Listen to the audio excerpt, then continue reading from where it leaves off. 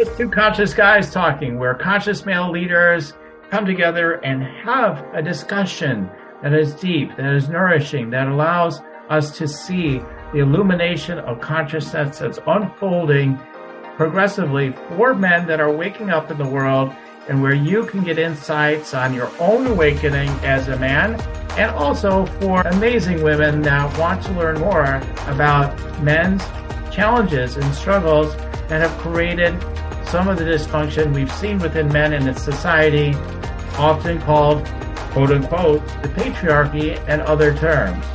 What created it? What is the genesis of it all? What can we do about it today to empower men to be all that they're meant to be and to support the awakening of consciousness for men and women and all?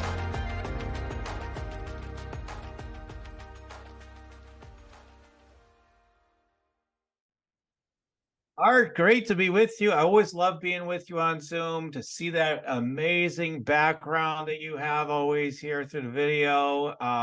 Just feels like you're living the life. You're up, on the high rise there and looking out at the city. It's so fun. Oh, thanks. I'm really happy to be back on your show. And yeah, there is something about being up in the hills and having this kind of wide view. It does do something to the way that you think. And in fact, I was in a course on flow states, and they were saying that's one of the ways to get into flow states is get somewhere where you see a big view. So maybe that's why I like it. I don't know. Oh, that's so interesting. I have given some consideration to moving, and I keep saying it's got to be somewhere where there's a scenic view outside the window or something. It's got to feel good, but I never thought of it mentally like that. I knew it just puts me in good energy, but I didn't think, oh, that puts me in a flow state. I was just thinking like that could feel amazing. So yeah, that's good. I like that. I was just listening to a guy today. I forget his name, but one of those experts on flow states, and man, is he into it. He's so enthusiastic, and there's huge studies into flow states out there. I mean, it's a huge field right now, and it should be. I mean, look at what's possible in a flow state, just about anything. I know you're all about the miraculous life, or all what you call it, I forget, but it's amazing what can unfold, right? Oh yeah, I don't know if it was Stephen Kotler. He's one of the people out there a lot. That might be the person. I'd have to double check though. But one of the things that might be interesting for people is, the old thing that isn't true, that we only use 10% of our brains, which isn't true anyways. But it turns out in flow stage, you use less of your brain, not more. Because what happens is the executive functions get toned down. And that's why you get out of all the criticisms and self-awareness in a way that's not necessarily useful. And you're just in the moment. You're in whatever it is, and the creativity, everything flows. It's because part of your brain gets quieter, not more active, which fascinates me.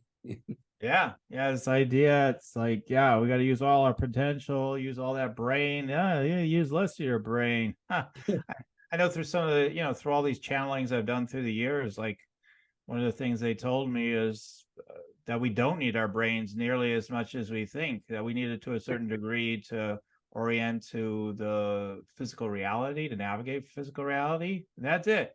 We don't really need it nearly as much as we think. It doesn't really work that way. Now they find that there's all this consciousness, right? Oh my God, there's consciousness in your heart. There's consciousness in your gut. There's consciousness everywhere. When we realize our brain is just a receiver, our brain's kind of like the television. That's what we're listening to and watching, that enables that, but that's not the broadcast, and that if we think the broadcast is from our spirit, from other spiritual sources, then it's not about IQ or anything like that. Wow. Yeah. Fascinating. Well, glad to have you here today.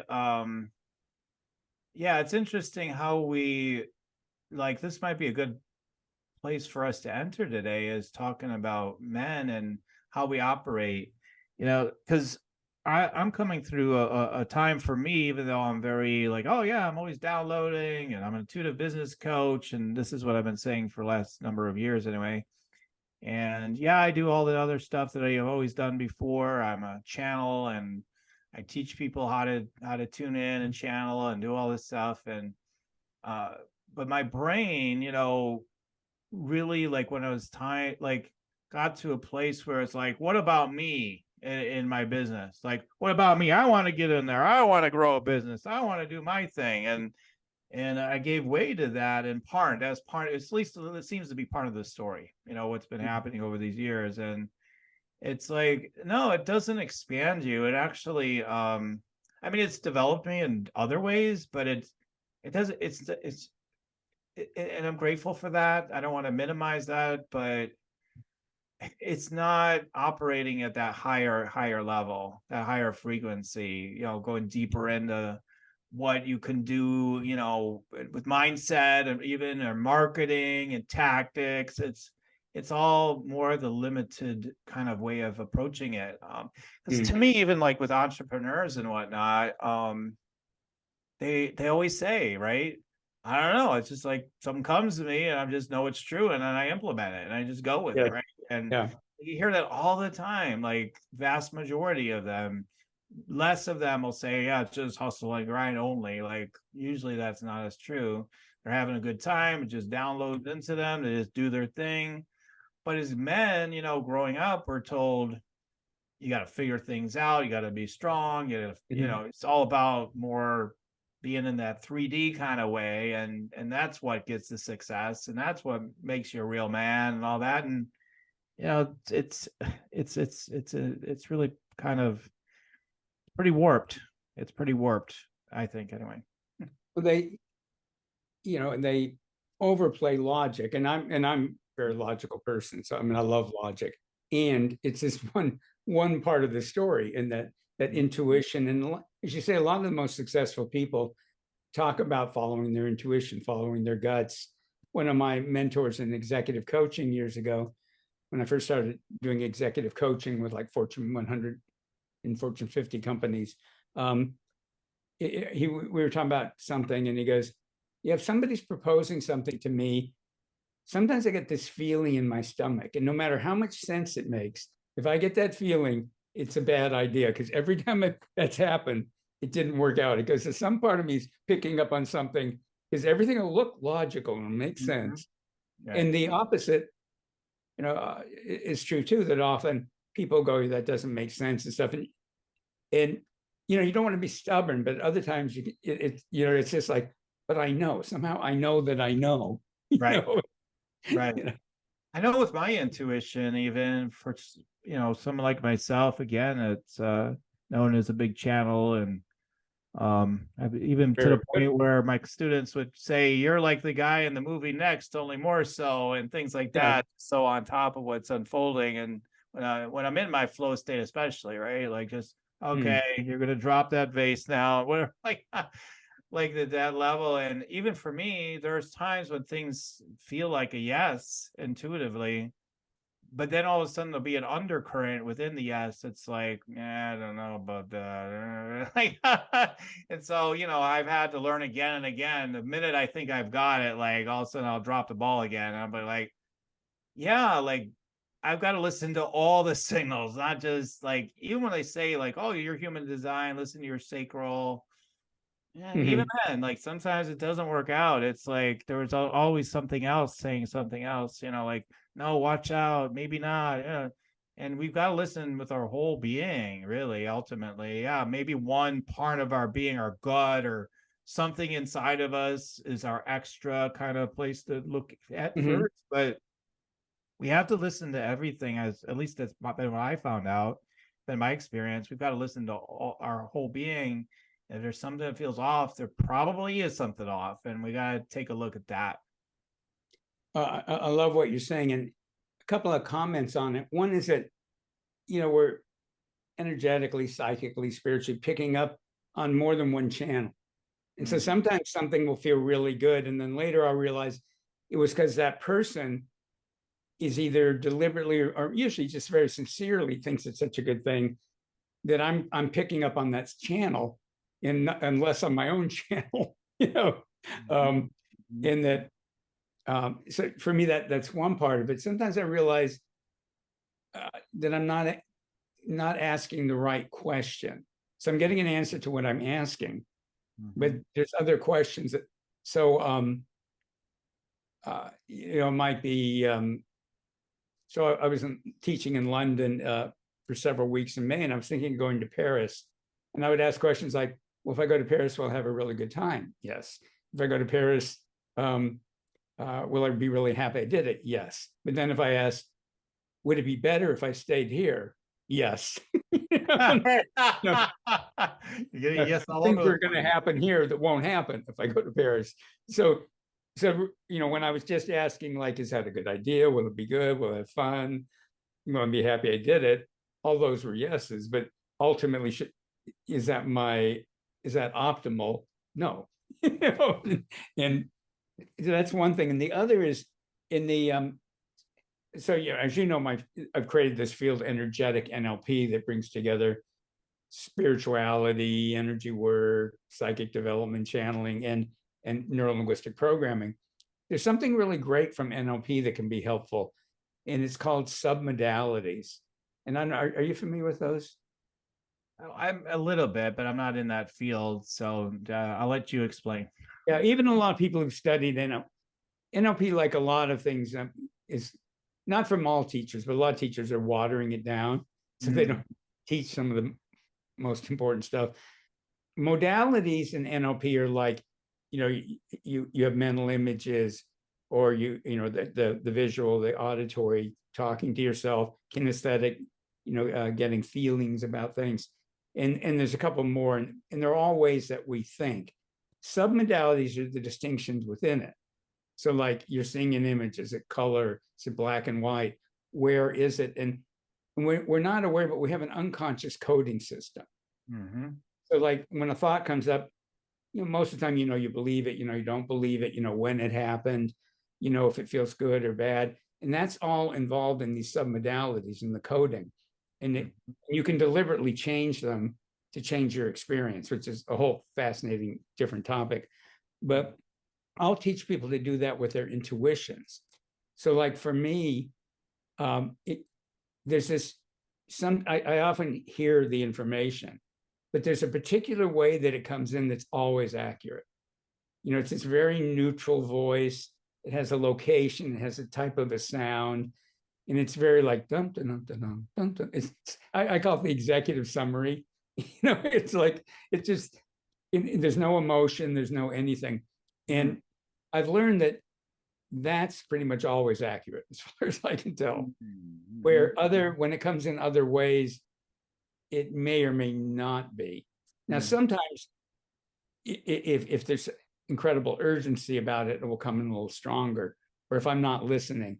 But so, like, if I were on a plane and I heard a voice in my head, oh, it's going to crash, I wouldn't pay much attention to it. But if this voice said, there's something wrong with the right engine, it's going to fail, I'd get off the plane. Right. So, in the same way with mental images, the ones, when you start noticing, the ones that are accurate will have a packaging. They'll be a certain place in your visual field. They'll be color or black and white. They'll have a set of these submodalities, of these distinctions, and so that can help. And the other thing that I was taught a lot is you have to keep clearing other people's energy out of your space. Otherwise, you're reading their thoughts, their emotions. Right. Looks like you're a yes, so I'm a yes. Okay, let's do it. Yeah. You hear yes, but wait a minute, who's saying that? Right. Where am I getting that from? Yeah. Yeah, it's a good point. I mean, because some of us are that open, or just like, we're an open heart and love. And I've seen it, again, we were talking about this earlier, in our fields, we actually work with, like, mostly women. And I've seen this, not to stereotype women at all. Like, this is only a certain percentage of women, but there are women I've met that, and probably guys too, but, like, there's, I just don't meet with guys nearly as much. That's part of the reason why I have this podcast, is just to meet with more guys. But when I've noticed there are certain women that they're just so open in their heart and want to be so full on generous and loving and giving. And so if you were wanting to utilize that to your own advantage and making an opportunity for them and be like, Yeah. oh, this is going to be so good. And, everything. And they're just like, they're just wanting to love you, and they're just wanting to support you. And they're just like, oh, absolutely. That would be so good for me. And everything. They're just going along with it. Right. And so, and there's guys like that too. I'm just saying, like, I have more experience with women, and it's just, we have to be mindful about, this whole influence thing too. Like that brings that up, like with what we're talking about. Like, I know, like one time I made an offer to you over something, and you're like, I don't know, let me think it over and talk. I got a friend I talked to and all that stuff. And you took your time with it, which I appreciated, which is more the norm for people that I talk to these days anyway. Is I don't force them. I'm not like, I used to be that guy many years ago. Yeah. You know now or you don't, don't BS me. Let's go either way. And I used to be very masculine that way. This, like, it's now or never. Let's go. And every once in a while I let them sleep on it. But over the years, it's like, I don't want people to do anything until they are a little more certain that it's for their best interests. So I'm willing to give them that space. And I know some people say I'm wrong and they know better and all that stuff, but that's just been my experience after doing it both ways. Because then half the people that you just, use your influence to get them to say yes to your yes. Say yes to your yes while you're saying yes to my yes. It's what happens sometimes, right? Because people say yes to your yes. Come on. It's a yes or yes or yes, and it's all NLP stuff too, right? Is it going to be yes, or is it going to be yes or yes? Or when is it going to be yes? I hate it. So many ways we can manipulate it, right? And NLP gets a really bad rap because of that. Oh, NLP is evil. Like, it's used mostly for bad. I saw someone post recently online, and it's like, but when we're mindful about what we're doing and we're conscious and awake to, as a man or women, but like we're awake to our influence power, we're like, okay, well, what really serves the highest for everything and everyone here? And if I get out of my insecurity of needing to get a yes over whatever, it's relationship, business, anything, like if I just get out of my own neediness or desire or need to conquer and win or whatever, and just get out of all that, like, what's really the right thing to do here, and to search our own and deeper intuition, to just trust that, and that's what, I've really developed over the years, rather than, pressing the matter like in a way that's not for everybody's good. So with that being said, I will say one more thing and hand it back over to you, so to speak, is that I there are times when I've noticed where it is a good idea to press somebody, but it's minority of the time. Usually that's not what they need. That's what I found after lots of sales conversations.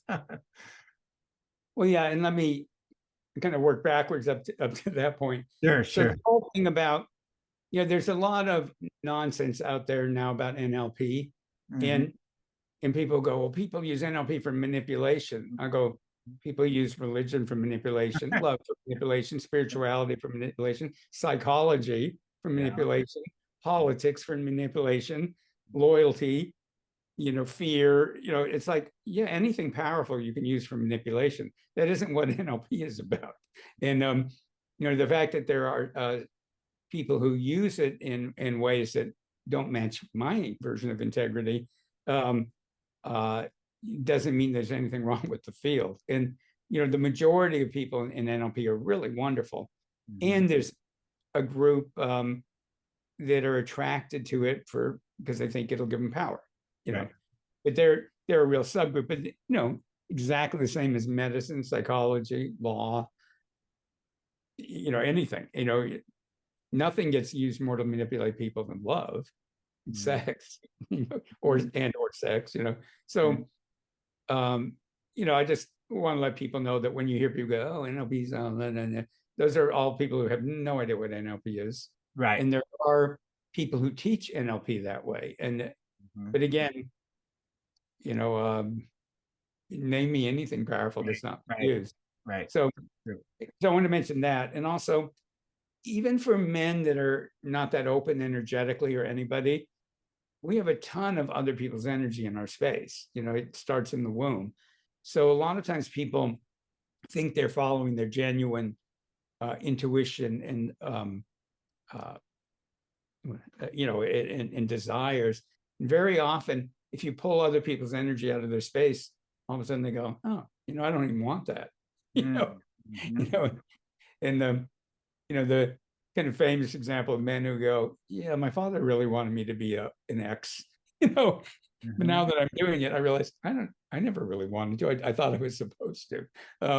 So I'm just saying for the men out there, if you think you're not being affected by other people's energy, I'll often, when I would give introductory talks, I would tell people, how much of the energy in your energy field do you think is authentically really yours? Mm-hmm. And occasionally I'll get men who go 90%. And I'll go, can I be honest with you? And they'll go, yeah. And I'll go, in your dreams, try 3%. And they'll go, what? No, no, I'm serious. And for everybody listening, you don't need or want all the energy in your energy field to be yours any more than, like you don't want everything in your body to be yours. You want, you drink water, you eat food. It isn't you. But when for the people in my programs, I go, you want 50-80% of the energy to be yours, in my opinion. But so I'm just saying, a lot of men think that they're like following their integrity, and they're not. They're following programming, and it's a normal thing to do. There's nothing wrong with it. But you and I were talking before the call, a lot of times men just aren't open even to thinking of things like that. And when I was younger, I wouldn't have been either. Like, don't tell me these aren't my thoughts or my. Right. I'm a man. I have my own damn Right. thoughts. And I don't believe they're my beliefs, not anybody else's belief. And nobody's making me believe this way. I believe it because I choose to, right? Yeah, it's part of what I was taught, and that I believe that every mental emotional pattern is a strength and a weakness. It just depends when and where and how you're using it. So that kind of strength and even maybe a little stubbornness in men sometimes is fantastic, and other times it's why so many men do have mental health issues that they don't recognize, or may not reach the level of what they label as mental health, but it still may be. Well, I'll give an example. When I was first studying NLP and we'd get into small groups and work on each other, often I think, I don't know, I'm pretty happy. I don't think I have anything to work on. Now I'd be like, okay, 30 things, So, I mean, we all have stuff that we could, I'm not saying we have to or necessarily even need to, but we all have ways that we limit ourselves. Right. And when as well, I'll give one more comparison. In my work in corporations with leaders, you have some leaders who think if they said or did anything wrong, that's terrible, and they don't even want to see it. The great leaders, are they don't necessarily like it, but they kind of go, "Oh, I never realized." It's like I was working with a man who was very, very top position, not the top, but very top position in a huge multinational company once. And it was one of the first times I'd ever worked with anybody on his level. And this was in England. And he goes, we were supposed to have like an hour and a half meeting. And I'd interviewed everybody on his executive team. They were all like heads of groups. And he goes, I'm sorry, Art, but there's this emergency meeting. I have to go to another part of London. So we only have 5 minutes. And he goes, I'm really sorry. And I thought, okay. And I just went, all right, well, bottom line, do you know that almost everybody's afraid of you? And he went, what? I go, almost everybody's afraid you're going to fire them. And he goes, why? Who have I fired? I fired one person for being incompetent. I haven't fired anybody else. I'm going, I'm not saying it's true, but that's what they think. They think if they screw up, you'll fire them. And we ended up becoming good friends later. And he loved it later because, he was the kind of man who went, oh, if I need to know this, and you're having the guts to tell me. But so often as men, and I certainly was that way, we think we have to, anything like that is a crack in the armor, and now the spear is going to get through, rather than going, the crack's already there, and everybody else probably even knows it's there. So you better start looking at it, Mm-hmm. Right, exactly. Yeah. It's easy I think it's easy for men and women, but again, maybe more, I would say much more so men, to say, yeah, I don't have any problem. I'm okay. Yeah, I got things that bug me, big deal, whatever, like Everybody's got stuff. yeah, whatever. It's just the usual stuff, right? I mean, so rather than like getting curious about well, why does that bother you? Who cares if it's normal or not normal or whatever, or however you might put it.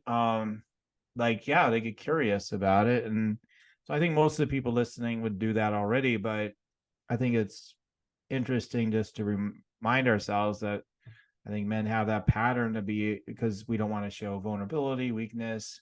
No, I'm good. I don't need that kind of help. I don't need help. I'm handling it just fine on my own. We're much more likely to go down that path on average anyway. So Yeah, can I just say that, and for women, I think often they'll see the the lack of awareness in men, and naturally that can be frustrating. I mean, women have it too, but men, let's face it, have more as a group. Yeah. But it's important to put it in the whole historical evolutionary background. A lot of the roles men were in, like if you're a soldier, you don't really want to think about all the possibilities, and you don't want to seem weak. Or if you're a fireman or something, you don't want to think, oh yeah, that house is going to fall on me, Right. So there was a lot of pressure to not, to have a mindset and just stay there. It's like listening to a guy once. I only knew him a little bit, but he was like I think he was an instructor at one of those Top Gun schools, like Tom Cruise, Maverick kind of thing, and and he was talking about, like, when things are going that fast, you don't have time to think. You have to be trained, and you just do what you're trained to do. If you think, you're dead, because everything's split second, And but Art, wait a minute. Let me process my emotions before we go for the battlefield. Like, yeah. How am I feeling about that missile coming at me? Yeah, I know. I've talked about that too. I mean, there's a reason why men are the way they are, right? I mean, it's an evolutionary thing that to even survive and then protect others, we had to be more like that. That's true. And so it's realizing, well, I mean, currently anyway, like we don't seem to need to be like that. We on a daily basis, certainly. And so we don't need to, be in that sort of state all the time, but it's imprinted on us. That's so true.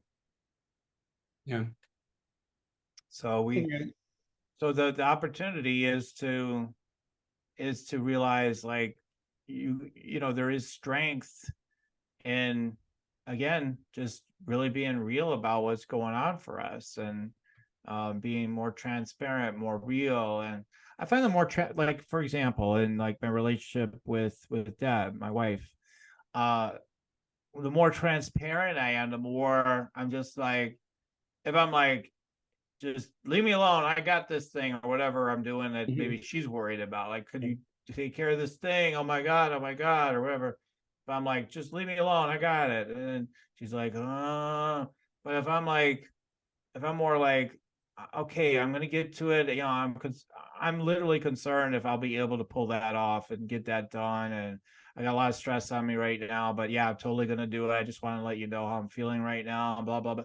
If I communicate more about what's going on for me, Right. then I've got a partner who's like elated. Like, she's like, oh my god, like, thank you for letting me know. Like, she didn't say these things, but it's just what's happening. Like, thank you for letting me know, and I love you so much, and of course I don't want you to be too stressed, and right, like all those things and start to happen. But if I'm like, yeah, I'll do it, I got it, no, just yeah, leave me alone now, like some guys might do about tasks or whatever thing, like, it just shuts everything down. And she's like, shit, okay, whatever. You don't love me, you don't care, you don't even care what. Even if I said I do, I told you I do it. What's the problem? Yeah, right. That works really well usually. So you just want me to do the thing, right? It's like, no, they want you to communicate. They want you to connect. Most women, again, there's a variation always, but most women, that's what they're looking for. And I think that's what life is looking for more. Like, just be real. It's okay. You're safe. You can share your emotions. You can share how you're feeling, where you're coming from right now, and all that. Yeah. Well, and there's just centuries of programming to overcome on both sides. I was watching part of a movie or TV show or something, and like this one man was talking about never apologize. People will think you're weak.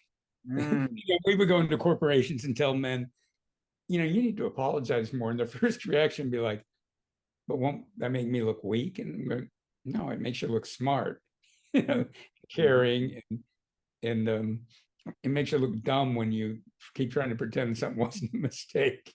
Right. But for a lot of them, their first reaction is like, but people will think I'm weak. Yeah. Or it is funny. Or they'll think they look dumb, and like you look dumb by not admitting to the mistake, like you just said. So like, okay, actually, it's just the opposite. You look dumb right now. So it is pretty hilarious in that way when we just look back, take a broad view of it. Now, one of the things that happened is, a lot of times, getting on that, staying on that vein, it's like we want to keep, if we want to keep projecting the sense that everything's okay and that we're we don't really have so many problems and always in that space. Again, there's positive to it because sometimes that's a strength that helps you to carry through. But if deep down inside, like on a daily basis, you're like, this, man, I don't know how to deal with this. I don't know if I can take one more day. But everybody else, you're saying just the opposite, right? I'll eat it for breakfast, lunch, and dinner. I'll crush it. And whatever it is, I'll crush it or whatever. But inside, you're like, oh, God, if I'm really honest, I just can't take it anymore. And all that sort of stuff. And kind of getting to a word you used earlier before we came on, they're just men who are in different situations, whether, again, relationship, health, whatever, career, they feel stuck, like the sense of I'm stuck. I'm just stuck here. What do you think that's all about? I've had the experience of feeling like I'm stuck, right? You've had that experience. I have my own perspectives of what I think that sense of stuck really is about. Like for me anyway, what's it for you when you feel like you're stuck with something? What do you think is really, can you tell us about your experience with it and what have you learned about? So, I mean, a lot of times, for again, a lot of people, but particularly more men have programming that I have to figure this out myself. Again, it's some kind of weakness or something. So anytime it gets attached to your self-concept in a negative way, the resolving of the stuckness. So often people, we don't want to look at something, we don't want to change something or even admit it's there, because then we think it makes us flawed in some way. So for me, I'll share my experience. I had graduate degree in biology, and by the time I had the degree, I realized I liked biology, but I didn't want to spend my life being a biological researcher like I had thought. But it was one of those things like, well, I might as well finish up my degree. I'm not going to change. I'm a senior. I'm not going to change anything now. And I didn't know what else I wanted to do. So I moved to San Francisco, and for a while I just wanted to kick back, worked in a restaurant, had fun. And then I thought, okay, now it's time to start having a career. And I had no idea what I wanted to do. And it's particularly back then, it never occurred to me to get counseling. It just wasn't something men, and people who were mentally ill went to therapists, and stuff. But it just never occurred to me there was something that somebody else could even help me with. It was like, I have to figure this out, which, was part of how I they stayed stuck as thinking I have to figure it out on my own. Mhm. And then nothing was really grabbing me. So I thought, well, maybe I can get a research job while I'm figuring this out. And through total miracle, I got a research job at the University of California Medical School in San Francisco, one of the top health science research institutions in the world. A few years later, I was managing the lab. And I still knew I didn't really belong there. I mean, there were a lot of things I liked about it. So that's one thing that can help you keep stuck, is it was ticking a lot of the boxes for me. Mm-hmm. And it was only later when I did a career counseling thing, I went, oh, I wasn't an idiot for being stuck, because it was hitting a lot of my major criteria. There's just a few of them that were important to me were being missed. I worked with great people. I was proud of our work. We were helping humanity. We were pushing back the frontiers of knowledge.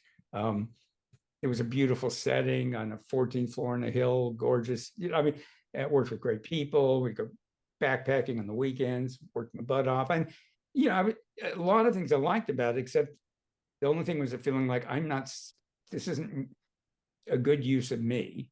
And it's not really where my passion is, but I don't know where my passion is. So the other thing that was keeping me stuck was not knowing where my passion is. In NLP, we talk about there being two main forms of motivation: going towards what you want, or going away from what you don't want. And I tend to be more motivated by going towards what I want. And so things weren't bad. So I wasn't being like shoved that hard from behind. I was just unhappy with myself for not finding out what my true career was. So for me, part of the limitation, there wasn't enough of a carrot out there, and the stick wasn't that bad. Mm-hmm. It was annoying, but it wasn't like hurting. And the carrot there was no carrot. So so that was part of it. So trying to do it myself, not having either a clear away from or towards. But then it was the beliefs I put around it. Mm-hmm. So I felt like whatever, and for people who are younger, back in the day, we weren't so entrepreneurial. So most people, you thought you were going to have a career for your life, and you might change jobs, but pretty much you had a career. And I'm thinking, nothing seems like something I want to do for my whole life doing. And that, and that's what was keeping me. So that was keeping me stuck. But then, and I felt like that was some kind of failure in me that I couldn't figure it out. So I didn't want to look at that part, like what's wrong with me that I can't figure this out. And then, so then in my mind, I started believing whatever I did next had to be the right thing. Mm-hmm. So since I wasn't that drawn to anything, I was afraid to pick anything, because there was a good chance it would be the wrong thing. And then that was going to mean I was like, not exactly a loser, but not a high, but it was mediocre. That would be the word. It was like I was just going to live a mediocre life, which was definitely not what I wanted. So I began to, it got attached to my self-concept. Mm-hmm. But the fact that if somebody, if I could go back in time machine and go, just try something. If it doesn't work, try the next one. But, that alone would have helped. And a few other things. So my point being, I had all this belief structure that kept me trapped. Yeah. And that when I discovered NLP, then I got untrapped. And then I started realizing, I started looking at my own beliefs and realizing, why does the next thing have to be it? But there was also the spiritual component, because I knew that NLP was part of my path. It was the first time it was that clear about anything. It's like, I just knew that. In fact, when I first read the words Neuro-Linguistic Programming, literally felt like a bolt of lightning hit me on top of the head and went down my midline. I mean, seriously, it felt like boom. I was kind of like, okay, I think I'm supposed to find out more about this. That might be a sign. Well, the weird thing, I was at a talk on intuition, and it was during a break, and they had a table when I walked back in where they're selling, 20 or something books on intuition, except one of the books, and only one of the books, wasn't on intuition. That book was on NLP. And I thought, and this is like 2 minutes later, I'm going, oh, okay. this cannot be ignored. Huh. So for me, what I'd advise people is like, often you need somebody to help you with this, but to start going, what are the beliefs that you're operating out of that are keeping you stuck? And how does that interface with your identity? Because if you're really stuck, it's either you just don't know something, and nowadays you go on friggin' YouTube, or AI, like, tell me all about, it might be a little wrong, but very often it'll be something that you're connecting to your identity in a way that puts your identity at risk. And that whole thing about Maslow's hierarchy of needs, which apparently the way people talk about it wasn't the way he thought of it. Yeah. But people go, well, the survival's that's the thing, and then you have to get to the higher levels. Mm-hmm. And I'll go, well, how come people will risk their lives to save other people? It's like, it's our identity is the thing we will preserve more than anything, even a negative identity. Mm-hmm. For people listening, if you believe negative things about yourself, your unconscious mind will try to keep them true. Mm-hmm. If you think you're a failure, it will keep trying to, because that consistency feels like safety to your unconscious mind. Right. Predictability, consistency, to the unconscious sounds like safety. Right. Exactly. Yeah. Things that, people might feel safe jumping out of airplanes because they only feel safe when they're doing something risky. I mean, there's all kinds of strange things that sound like strange dynamics, but that's, Well, they say for a lot of them, they wouldn't be themselves if they weren't doing risky things. Right. Or something like that. But it feels more like, oh, I can relax now. I'm jumping out of a plane. Right. This anxiety is gone. Like, whereas most people are like, oh my God, I'm jumping off this plane, right? Right. Whereas they're eager to jump off that plane. Can't wait. They clear their anxiety by jumping off that plane that has nothing to do with jumping off the plane, but it has to do with maybe getting out of like the state that they're normally in, right? So there's all kinds of examples, but we're going to say a lot of them too.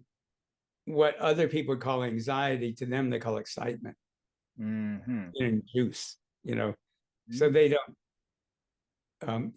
There's this dumb movie, I think called Armageddon, a Bruce Willis movie, where these Earth miners have to go in the space shuttle and blow up an asteroid kind of thing, and none of them have ever been in space, and they're about to take off, and they're all really nervous. And the Owen Wilson actor, I forget what character he is, he goes, I'm 95% excited and 5% scared. And he goes, maybe I'm 95% scared and 5% excited. He goes, that's what makes it so intense. It's all mixed up. I don't know which it is. That's fun. I love that.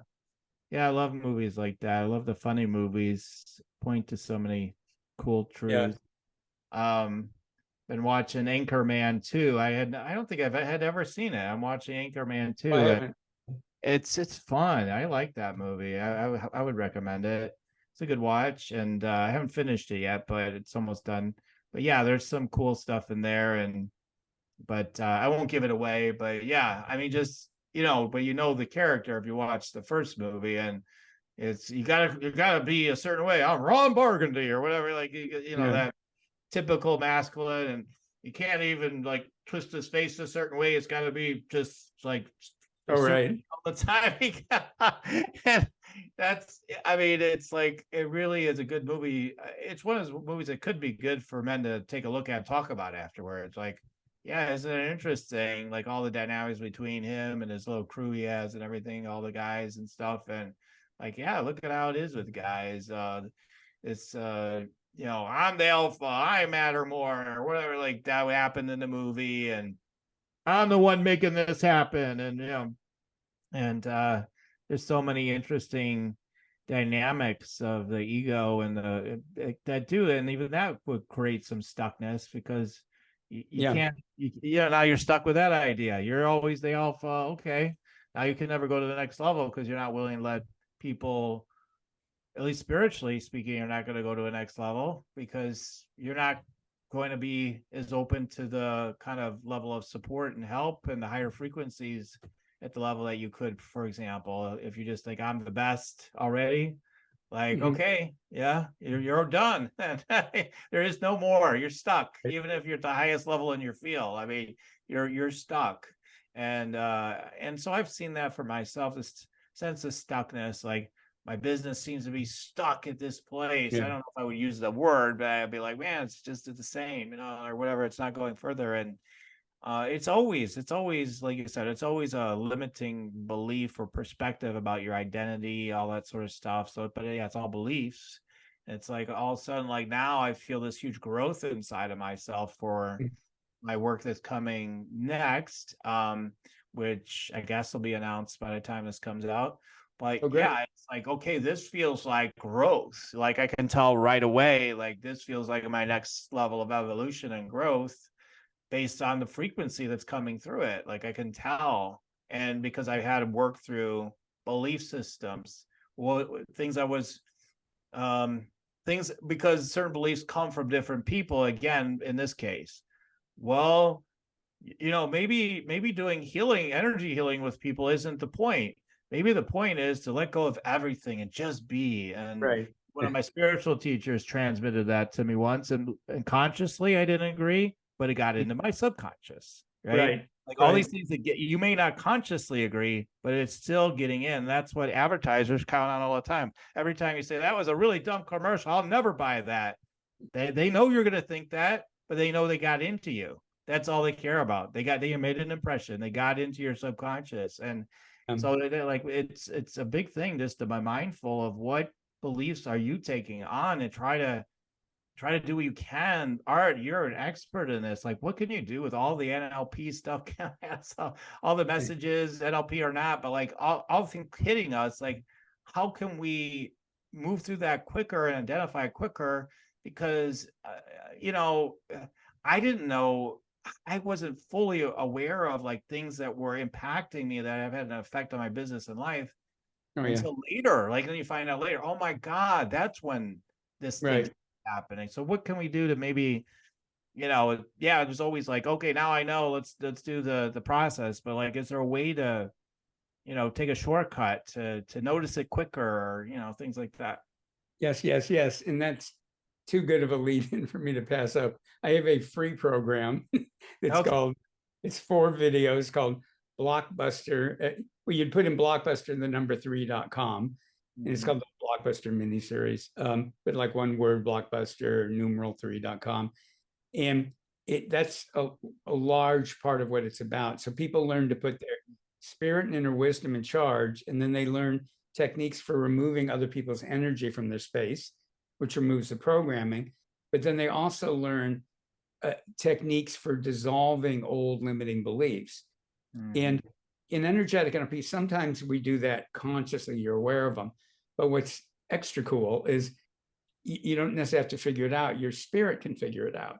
And you can give your spirit permission to go, okay, whatever of my old beliefs, you want me to let go of, you let go of them.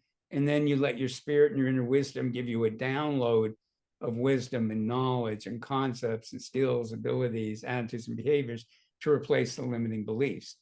And the good news is it's all really easy. And the videos take people through doing it, but when they've been through it a few times, they can do it on their own, or they can go back and watch the videos. Because I don't know about you, sometimes a lot of things work really well on my own. Other times, even sometimes listening even to one of my own recordings makes it more, just having the sense of somebody guiding you. But energy, this, but energy contains information and programming. So when other people's energy is stuck in our space, it's got their thoughts, it's got their emotions, it's got their rules, their programming. So as you remove that, that starts clearing it. And you're never completely done with this, by the way, as far as maybe when you ascend or, Yeah. I don't know. But the other thing that these videos will take people through is what I was taught, and I don't know if this is your experience too, but it's been mine, that everybody's the sovereign of their energy space. So people talk about energy vampires, and I know why they say that, but I don't believe anybody has the power to take someone's energy and hold on to it unless they're hooking into something in that person. Right. Karma, limiting beliefs, programming. contracts. There's got to be something. Mhm. And the other side of it, nobody can keep their energy in your space unless it's hooking into something. So Mhm. in these videos, they learn how to clear their energy, which is super simple. Mhm. Then they learn how to start clearing what are energies hooked into. Because if you don't clear that, it's one of my students would call it the Velcro. It's like, so you clear the energies out, but the Velcro is still there. So some other energy goes, oh, you know. So we clear other people's energies, then we clear unconscious programming, energetic programming, karma, spiritual contracts, and then clear again, and then more energies come off. And it's and once you know how to do it, you can do it quickly. And to me, it's like brushing your teeth. Like people go, well, when will I be done with this? I go, when will you be done brushing your teeth? Right. You know, That's a good you're point, right? constantly gonna keep getting mucked up. And even in the first video, they start doing it, and they also learn how to put their spirit and inner wisdom in charge, because it can be really useful. It is really useful to examine your beliefs and how they limit you. And every belief both limits you and propels you forward. I'm supposed to be independent. That's great, except when it keeps you from getting help. You know, Right. I'm supposed to get help. Well, that's great, except for, it's being able to hold these seemingly paradoxical beliefs Mhm. and use them in a more sophisticated way. Mhm. And learning to do that consciously is super good. But it's also really good to be able to go, my unconscious mind and my spirit already know this. I don't have to consciously control it. I just need to give permission and learn how to use the energy to shift these things. And Mhm. that's a lot of what those videos about, the Blockbuster ones. That's great. That's great. Well, we'll put that link in the show notes, and Yeah. it's wonderful. And where else can people check you out, Art? They can also check me out at energeticnlp.com. And if they sign up for anything, you'll be on. Oh, I did want to mention, depending on when this broadcasts, as of now at least, and I think it'll continue, every Sunday, I do a world healing and a personal healing. And it's called Change the World from Your Living Room.com, Change the World from Your Living Room.com. And we first, it's different than other kind of world healings, because we don't, even though they're well intended, like if I do a peace meditation, like, people in this part of the Middle East, or these people in China, or these people wherever should be peaceful, I'm imposing on them spiritually. Mhm. But what we do is we connect with people all over the world that want this, and we help them connect to their guidance without us telling them what that should be. But the Mhm. belief is if they connect to their spiritual guidance, they will make decisions that are better for them, their countries, and the world. So we Mhm. do a meditation to do that. Mhm. And as part of that, we're connecting more to our own guidance. Mhm. And then we switch to a very thorough energy clearing. Mhm. And because people put their spirit and inner wisdom in charge, what we call your miraculous self, Mhm. everybody gets their own individual experience of what they need. And you might enjoy this as a presenter. The way that I do it now, and sometimes people at first don't quite get it, but the people are loving it, is if I had to do that live every Sunday morning, I wouldn't do it. Mhm. Because sometimes I'm traveling and stuff. I don't always have good internet. Mhm. Uh, I may not want to look pretty for the camera, but so what I do is they're watching a video of me, but in the back, but I'm still present, and I'm working with the energy. But Mhm. what they're seeing is and hearing is the video, but I am at the same time working with their energy. People are loving it, and I'm loving it because, like, I was in New York, doing some New York work in New York, and if I'd had to like be somewhere and be on the internet and end up having internet problems and stuff, but because it was recorded, I could just meditate, and and the part number one on the video was handling his part, and I was working with the energy, and so, anyways, it's every Sunday, but people are really enjoying it Mhm. because, as you know, the recordings from people like you and me have access energy anyways. So Mhm. they're already getting that energy, and I'm meditating and adding to it. So so Mhm. that's every Sunday, 10 a.m. California time, changetheworldliving.com. Okay, great. Great. Yeah. Put all those links. That's great. Wonderful. Okay. Thank you for that. And appreciate everything you've been sharing today. I appreciate your perspective. I appreciate your heart. I appreciate your skills and abilities and knowledge and wisdom that you bring to everything. And so thank you for being on the show today. Well, I'm grateful to be on it, and you're doing wonderful work in the world, and I'm really thrilled to add to what you're doing or be part of what you're doing. And because you do everything you do with a lot of talent, but with such heart and intellect too. So I totally appreciate it. Thanks so much. All right. Well, goodbye for now, everybody. Thank you for listening in to Just Two Conscious Guys Talking, where our mission is to impact millions of men ultimately to deepen their awakening by examining their consciousness of what's been unfolding for them with male stereotypes and programming that has allowed them to have opportunities to evolve during these times. It's an exciting time to bring more love to men and women around the world, and we are grateful for you tuning in today. Feel free to share this episode and keep tuning in, and also look in the show notes for a link to get notifications of future episodes. Until the next time, everyone, goodbye for now.